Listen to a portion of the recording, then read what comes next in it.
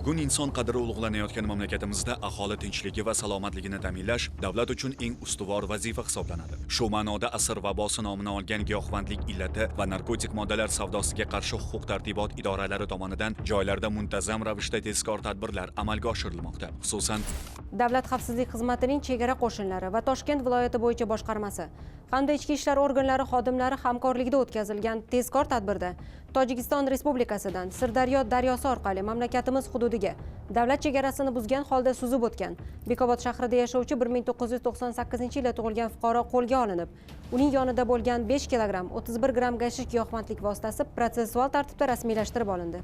Mas'ul giyohvandlik vositasi qayerdan o'tdi? Tojikiston Respublikasi. Aynan qayerdan? Suvdan. Akkumulyator zaryadi kam. Davlat chegarasini buzdingizmi? Buzdim. Nima maqsadda o'tdingiz? Pul ishlash maqsadida. boshqa holatda esa xizmatning Toshkent viloyati bo'yicha boshqarmasi va bojxona idoralari hamkorligida poytaxtda faoliyat yurituvchi xususiy tibbiy klinikalardan birining xonasi xolislar ishtirokida ko'zdan kechirilganda mazkur shifoxonada davolanayotgan 1970-yilda tug'ilgan shaxsga tegishli 1 kilogramm 367 gramm gashish moddasi borligi aniqlanib, ashyoviy dalil sifatida olindi. Buni qayerdan olib keldingiz?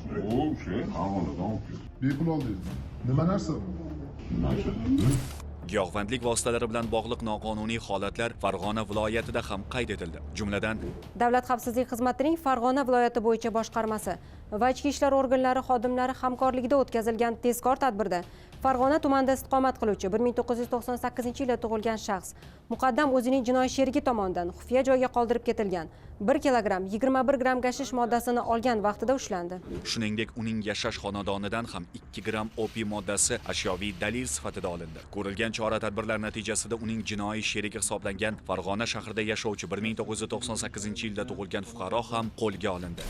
Navbatdagi holatda esa oldindan kuzatuvga olingan Farg'ona viloyatining Qo'shtepa tumanida istiqomat qiluvchi 1999-yilda tug'ilgan fuqaro o'zining Nexia rusumli avtomashinasida Marg'ilon shahri hududida harakatlanishi vaqtida avtoulovdan 996 gramm gashish moddasini uloqtirib, voqea joyidan qochishga uringan vaqtida ashyoviy dalillar bilan ushlandi. Hozirda qonunbuzarlarning barchasiga nisbatan Jinoyat kodeksining tegishli moddalari bilan jinoyat ishlari qo'zg'atilib, qamoq ehtiyot chorasi qo'llanildi. Tergov harakatlari olib borilmoqda. Hurmatli fuqarolar, agar kundalik hayotda bu kabi salbiy holatlarga duch kelsangiz, Davlat xavfsizlik xizmatining 1520 qisqa raqamiga qo'ng'iroq qilib xabar bering. Shaxsingizning sir saqlanishi kafolatlanadi.